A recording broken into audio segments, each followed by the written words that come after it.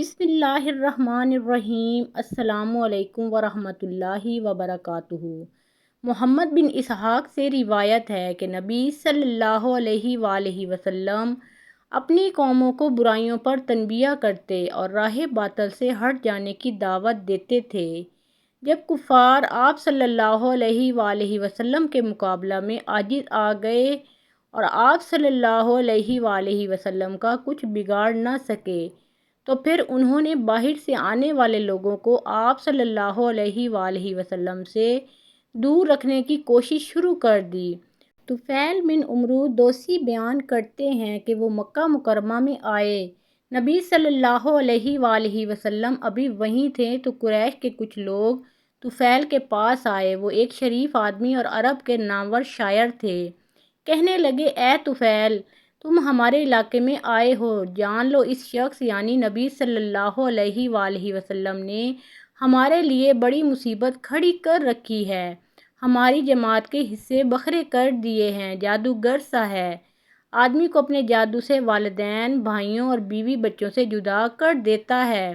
ہمیں ڈر ہے ہم جیسی مصیبت تم اور تمہاری قوم پر بھی نہ پڑ جائے، اس لیے اس سے نہ کلام کرنا اور نہ اس کی بات سننا۔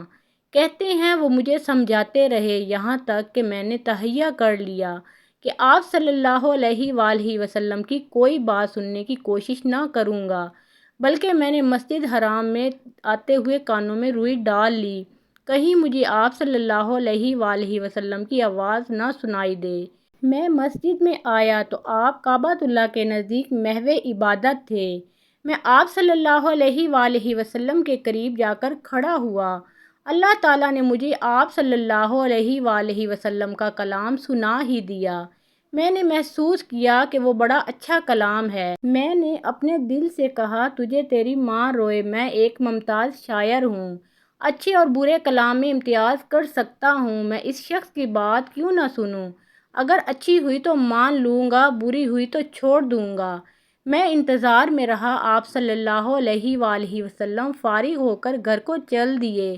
میں بھی پیچھے ہو لیا۔ آپ صلی اللہ علیہ وآلہ وسلم گھر میں داخل ہوئے تو میں بھی پیچھے جا پہنچا اور کہا، اے محمد صلی اللہ علیہ وآلہ وسلم، آپ کی قوم نے مجھے ایسی ویسی باتیں کہی ہیں، باخدا انہوں نے مجھے آپ صلی اللہ علیہ وآلہ وسلم سے اس قدر ڈرایا ہے کہ میں نے کانوں میں روئی ٹھونس لی تاکہ آپ صلی اللہ علیہ وآلہ وسلم کی بات نہ سنائی دے سکے، مگر اللہ نے مجھے ہر قیمت پر آپ صلی اللہ علیہ وآلہ وسلم کا کلام سنا ہی دیا۔ کہ آپ صلی اللہ علیہ وآلہ وسلم کا کلام بڑا پسند آیا، مجھے اپنا دین سمجھائیے۔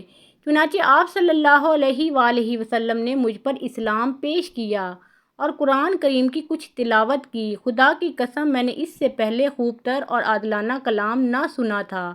میں فوراً اسلام لے آیا اور حق کی شہادت دے دی۔ یا رسول اللہ صلی اللہ علیہ وآلہ وسلم، میری قوم میری بات مانتی ہے، میں انہی کی طرف جا رہا ہوں، انہیں دعوت اسلام دوں گا، آپ دعا فرمائیں۔ اللہ تعالیٰ میرے لیے ایسی نشانی پیدا فرما دے جو انہیں قائل کرنے میں میری معاونت کرے۔ نبی صلی اللہ علیہ وآلہ وسلم نے فرمایا، اے اللہ اس کے لیے نشانی پیدا فرما دے۔ چنانچہ میں واپس آ گیا۔ جب میں پہاڑ کی اوٹ سے قوم پر نمودار ہوا تو اچانک میری آنکھوں کے درمیان سے نور پھوٹنے لگا۔ میں نے دعا کی کہ اے اللہ یہ نور چہرے کے علاوہ کسی اور جگہ بنا دے، لوگ یہ نہ سمجھیں کہ نیا دین اپنانے کی وجہ سے اس کا چہرہ بدل گیا ہے۔ تو وہ نور میرے عصا کے سر میں چمکنے لگا۔ جب میں بستی پر اتر رہا تھا تو وہاں کے لوگ اس نور کو یوں دیکھ رہے تھے جیسے روشن قندیل لٹک رہی ہو۔ میں گھر پہنچا تو میرا والد میرا منتظر تھا۔ بوڑھا شخص تھا۔ میں نے اس سے کہا، میرا یہ فیصلہ سن لو، میرا اور تمہارا تعلق ختم ہوا۔ کہنے لگا، کیوں اے میرے بیٹے؟ میں نے کہا، میں اسلام لے آیا اور دین محمدی صلی اللہ علیہ وآلہ وسلم کا پیروکار بن گیا ہوں۔ والد نے کہا، بیٹا تمہارا دین میرا دین ہے۔ پھر اس نے غسل کیا اور پاک کپڑے پہن کر آ گیا۔ میں نے اس پر اسلام پیش کیا اور وہ کلمہ پڑھ کر حلقہ بگوش اسلام ہو گیا۔ پھر میری بیوی میرے پاس آئی۔ میں نے اسے بھی کہا، میرا فیصلہ سن لو، میرا تمہارا تعلق ختم ہو گیا۔ کہنے لگی، کیوں؟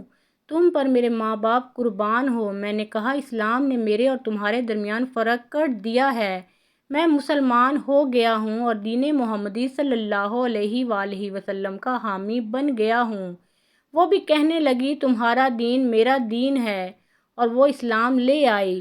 سیرت النبی صلی اللہ علیہ وآلہ وسلم کے انمول واقعات کی میں نے اس قبیلہ دوست کو دعوت اسلام دی، مگر انہوں نے سختی کا مظاہرہ کیا۔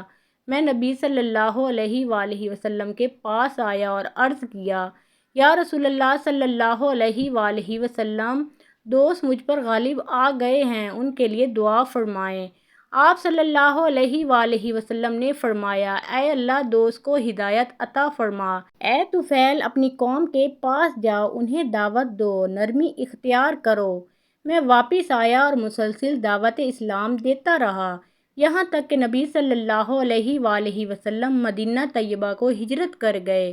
بدر واحد اور خندق کی جنگیں ہوئیں۔ اس کے بعد میں اپنی قوم کے مسلمانوں کو لے کر حاضر دربار رسالت ہوا۔